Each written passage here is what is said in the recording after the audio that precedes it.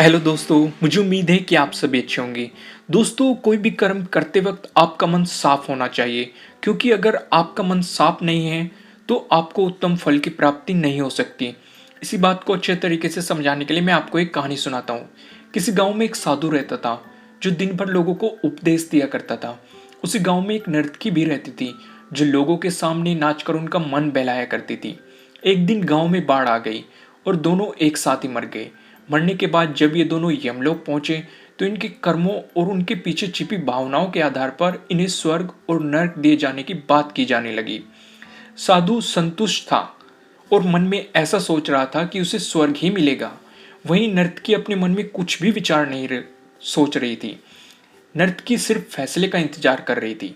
तभी अचानक घोषणा हुई और घोषणा में साधु को नरक और नर्तकी को स्वर्ग दिया जाता है, ऐसा बोला गया।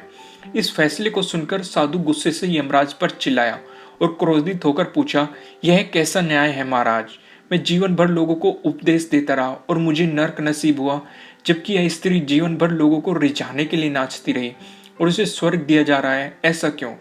यमराज ने शांत भाव से उत्तर दिया, यह नर्तकी अपना पेट भरने के लिए नाचती थी, लेकिन इसके मन में यही भावना थी कि मैं अपनी कला को ईश्वर के चरणों में समर्पित कर रही हूँ, जबकि तुम उपदेश देते हुए भी यह सोचते थे कि काश तुम्हें भी नर्तकी का नाच देखने को मिल जाए। हे साधु, लगता है तुम इस ईश्वर के इस महत्वपूर्ण संदेश को भूल गए कि इंसान के कर्म से अधिक कर्म करने के पीछे की गई भावना को ज्यादा मायने दी जाती है। अतः तुम्हें नरक और नर्तकी को स्वर्ग दिया जाता है। दोस्तों, हम कोई भी काम करें उसे करने के पीछे की नीयत साफ होनी चाहिए, अन्यथा दिखने में भले लगने वाले काम भी हमें पुण्य की जगह पाप का ही भागी बना देंगे।